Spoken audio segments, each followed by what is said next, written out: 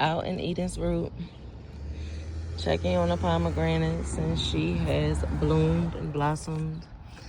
And I don't really know a lot of what I'm looking for, but this one right here looks so different, and so I'm imagining that she's growing and that she's doing okay. We're never really over here, and you can't really see this side of the house too much.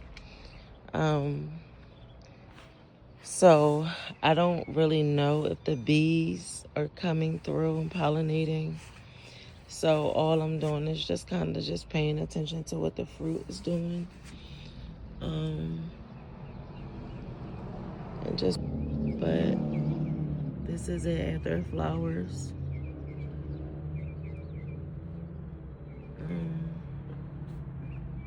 And as I'm looking at the tree, there's a lot on this side.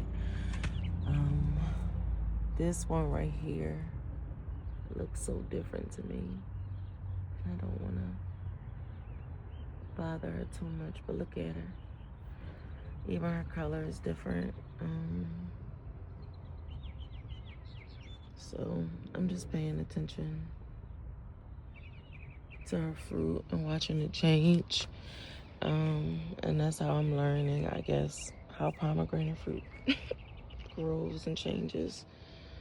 And I also learned that you have the female ones that grow and the male ones that grow too. And apparently the male ones will fall off, and so I'm assuming that that's what that is on the ground. Again, like I said, I don't know. This is my first time growing a pomegranate tree. And so I'm learning as I go, but I'm assuming that this is maybe one of the male species, which is why it fell off. And the ones that actually stay on are the female.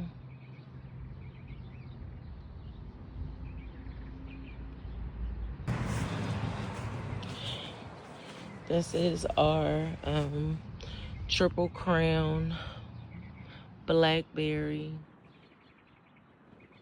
that was planted a few weeks ago, maybe 3 at the most, 3 weeks ago. And man, she's doing so well. She's doing so well. All that new growth. And so I'm so excited to continue to watch her grow. But this is our triple crown blackberry.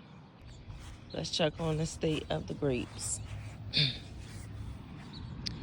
I haven't really seen her again. And so there she is. I don't know what's happening, guys. I don't really know, again, what to look for as far as fruit. I hope that the pollinators have been over here pollinating.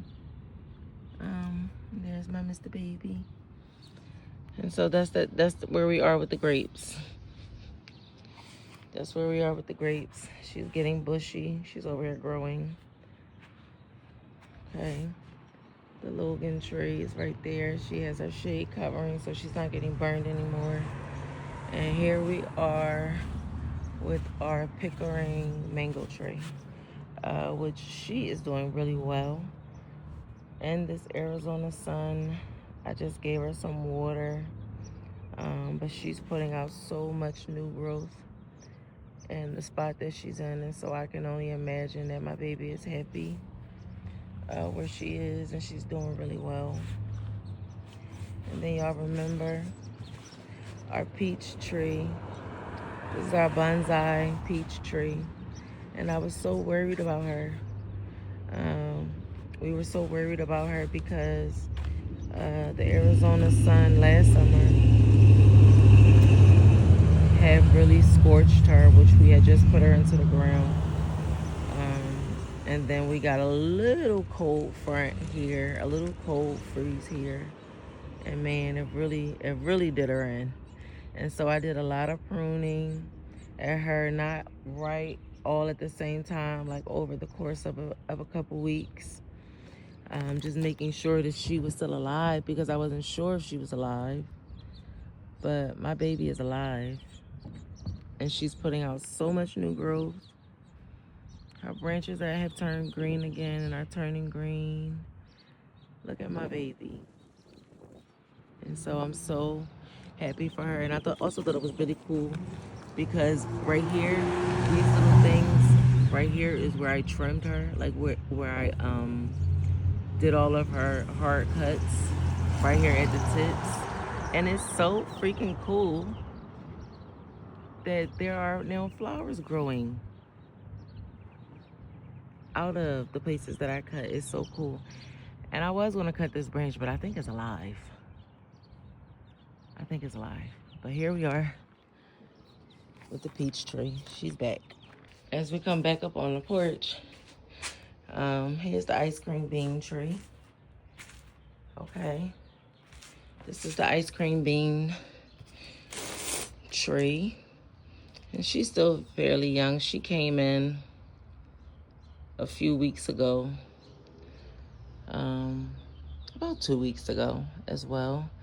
And she is actually going in a barrel in the shade room that we've created in the backyard. She's going to be in there because that's going to be our humidity room. And so she's doing really well. She's still green. She's still luscious. She's putting out new growth as well. You can see my baby's putting out new growth as well. And so she's also happy. And then y'all remember Miss Lily, my lychee tree. Okay, my girl was stressed. Y'all remember the way that my good sister looked. She was stressed. My baby came, she was delivered, and baby girl leaves were all brown. All of it was gone. Bitch, I was right in the cellar like, excuse me, but she said that the baby was strong. And I just let her go through her process of dropping her leaves. And she wasn't looking too good, but I was doing my bark test, which is scratching her bark and her stems to see where she is. And she was still green. And so I left my baby alone. And then my baby started putting on new growth. She said, Mama, I'm alive, Mama. She said, Mama, I'm alive. I'm alive. Hello. Sometimes you just gotta leave shit alone and let it go through its process.